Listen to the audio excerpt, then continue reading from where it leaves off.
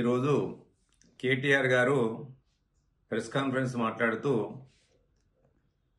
ఏదైతే దేశంలో రేపు జరుగుతున్న ఉపరాష్ట్రపతి ఎన్నికల్లో బీఆర్ఎస్ పార్టీ దూరంగా ఉంటుంది, మేము తెలంగాణ బిడ్డైన జస్టిస్ సుదర్శన్ రెడ్డి గారికి ఓటు వేయలేకపోతున్నాం, మేము దూరంగా ఉంటున్నామని ఆయన ఒక స్టేట్మెంట్ ఇవ్వడం జరిగింది. ఇది నిజంగా కూడా చాలా దురదృష్టకరం. ఎందుకంటే జస్టిస్ సుదర్శన్ రెడ్డి గారు అంటేనే తెలంగాణకు ఒక ప్రతీక. ఆయన తెలంగాణ వాదం గురించి వాళ్ళ నాయనని అడిగినా తెలుస్తుంది, హరీష్ రావు గారు ఆయన ఇంటికి వెళ్ళి ఎన్నిసార్లు కాలు మొక్కిండో వాళ్ళ భావన అడిగినా తెలుస్తుంది.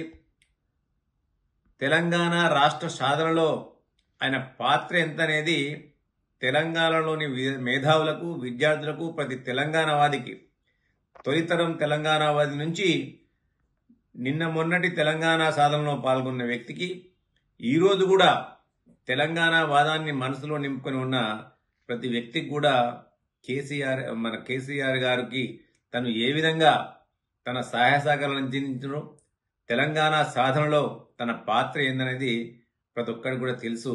కానీ ఈ మూర్ఖుడు బీఆర్ఎస్ వర్కింగ్ ప్రెసిడెంట్గా ఉన్న కేటీఆర్ గారికి తెలియకపోవడం చాలా బాధాకరం. ఎందుకంటే ఆయనగా స్టేట్మెంట్ ఇచ్చిండని అనుకుంటలేని వాళ్ళ, అది కేసీఆర్ గారి యొక్క అనుమతి మేరకే ఆయనే ఈ యొక్క స్టేట్మెంట్ ఇచ్చిండని భావిస్తున్నా. ఇలా ఇది నిజంగా కూడా ఒక తెలంగాణ బిడ్డగా ఇవాళ మేమందరం కూడా చాలా బాధపడుతున్నాం. వీళ్లకు తెలంగాణ వాదం మీద మొదటి నుంచి కూడా నమ్మకం లేదని మేము మొదటి నుంచి చెప్పుకుంటూ వస్తున్నాం. కేవలం ఇవాళ కేటీఆర్ గారు వచ్చింది తెలంగాణ వాదం కోసం రాలే, కేవలం ఒక రాజకీయ వాదం కోతే అని ఇలా తెలంగాణ రాజకీయాల్లోకి వచ్చి పదవులు అనుభవించడానికి వచ్చిండనేది ఇలా తేటతెల్లమైంది. తెలంగాణతోని వాళ్ళ పేగుబంధం తెగిపోయిందని నుంచి మేము మొదటి కూడా చెప్పుకుంటూ వస్తున్నాం. ఎప్పుడంటే ఈ టీఆర్ఎస్ పార్టీ బీఆర్ఎస్గా మారిందో, ఎప్పుడైతే బీఆర్ఎస్గా పార్టీ మారి పెట్టి దేశవ్యాప్తంగా తెలంగాణ ప్రజల యొక్క రక్తంతో కట్టిన ట్యాక్సులను ఇవాళ దేశవ్యాప్తంగా పంజాబ్లో, ఢిల్లీలో, మహారాష్ట్రలో పెంచినప్పుడే తెలంగాణ వాదానికి వాళ్ళు తిరోధకాలు ఇచ్చిందని తేటతెల్లమైంది.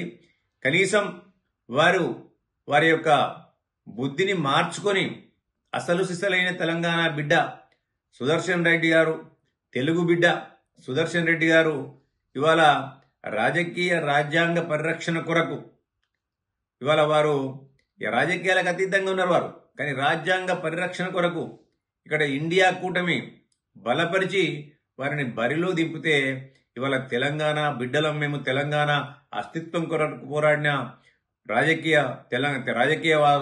రాజకీయవాదులం మేము, తెలంగాణ మా ద్వారానే వచ్చిందని ఇలా ప్రగల్భాలు కొట్టుతున్న ఈ బీఆర్ఎస్ పార్టీ, టీఆర్ఎస్ పార్టీ ఇలా తెలంగాణ అసలు సిసలైన బిడ్డకు మేము ఓటేయం, మేము దూరంగా ఉన్నామంటే నిజంగా ఇది తెలంగాణ వాదులను, తెలంగాణ అస్తిత్వాన్ని కోరుకునే వ్యక్తులను కించపరిచినట్టే నేను భావిస్తున్నా.